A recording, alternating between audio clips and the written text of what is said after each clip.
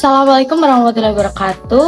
Perkenalkan, nama saya Nika Nadira Salsa Fitri. Di sini saya akan menjelaskan materi tentang faktor-faktor budaya yang mempengaruhi perilaku konsumen. Jadi, budaya dapat didefinisikan sebagai cara hidup yang dibagikan oleh anggota atau masyarakat yang memang sudah dari zaman dahulu secara turun-temurun. Dalam konteks perilaku konsumen, budaya sangat mempengaruhi keputusan pembelian. Misalnya, dalam budaya kolektivis, individual lebih mementingkan keputusan bersama atau kelompok. Sedangkan dalam budaya individualis, mereka lebih mementingkan individunya sendiri daripada keputusan dari kelompok tersebut. Selanjutnya ada komponen budaya. Yang pertama ada nilai budaya. Nilai budaya adalah prinsip dasar yang memengaruhi masyarakat untuk mengambil keputusan dalam pembelian mereka. Dalam kata lain, nilai budaya adalah prinsip dasar masyarakat untuk berpikir atau bertindak. Contoh nilai budaya ini adalah nilai kerja keras, kejujuran, dan penghargaan mereka terhadap keluarga. Yang kedua ada norma sosial. Norma sosial adalah aturan tidak tertulis yang mengatur cara bertindak atau berperilaku individu atau masyarakat. Contohnya dapat mencakup hal-hal seperti cara berpakaian mereka atau aturan tidak boleh meminum minuman yang beralkohol dan lain sebagainya. Nah, yang ketiga ada simbol budaya. Simbol budaya itu seperti logo, desain, warna. Hal-hal tersebut dapat memengaruhi pilihan konsumen untuk membeli suatu produk berdasarkan identitas sosial mereka. Misalnya dari golongan menengah ke atas, mereka lebih memilih minum atau makan di tempat yang sudah memiliki brand seperti Starbucks, McDonald's, dan lain sebagainya yang memang harganya mungkin bagi orang menengah ke bawah itu lumayan mahal. Atau mungkin memilih produk dengan warna tertentu yang dapat diasosiasikan dengan kemewahan dalam budaya tertentu. Selanjutnya ada dampak globalisasi terhadap budaya. Yang pertama ada adaptasi nilai lokal.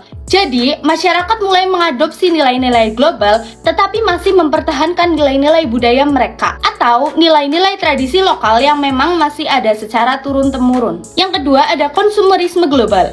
Merek multinasional dapat mempengaruhi gaya hidup modern dan konsumerisme di berbagai negara. Yang ketiga ada perubahan kebiasaan konsumsi.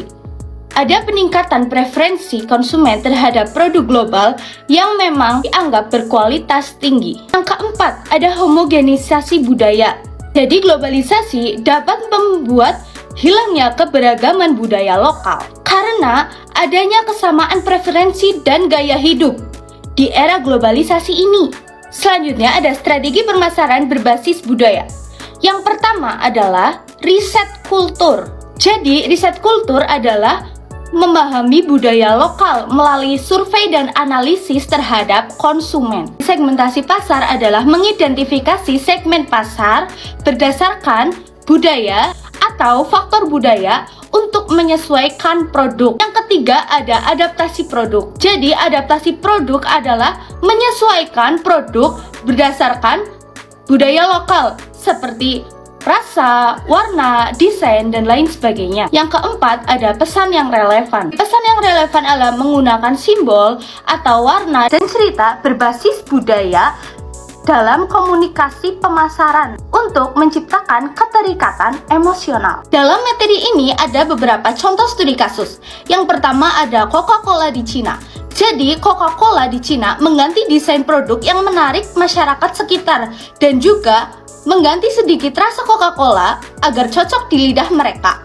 Yang kedua ada MC Donald's di India. Jadi MC Donald's di India mengganti daging sapi dengan daging kambing dan vegetarian agar menghormati kebudayaan di India, yaitu tidak boleh memakan daging sapi karena sapi dianggap suci di India. Jadi kesimpulannya, faktor budaya memiliki pengaruh besar terhadap perilaku konsumen. Oleh karena itu, perusahaan perlu melakukan riset yang lebih mendalam tentang budaya lokal untuk mengembangkan strategi pemasaran yang efektif. Penyesuaian produk dan komunikasi pemasaran sangat penting agar relevan dengan kebutuhan dan preferensi konsumen di berbagai pasar.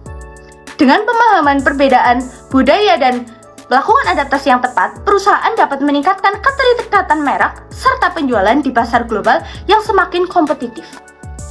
Demikian penjelasan materi yang dapat saya sampaikan mengenai faktor-faktor budaya yang mempengaruhi perilaku konsumen. Apabila banyak salah kata dan kekurangan, saya mohon maaf. Wassalamualaikum warahmatullahi wabarakatuh.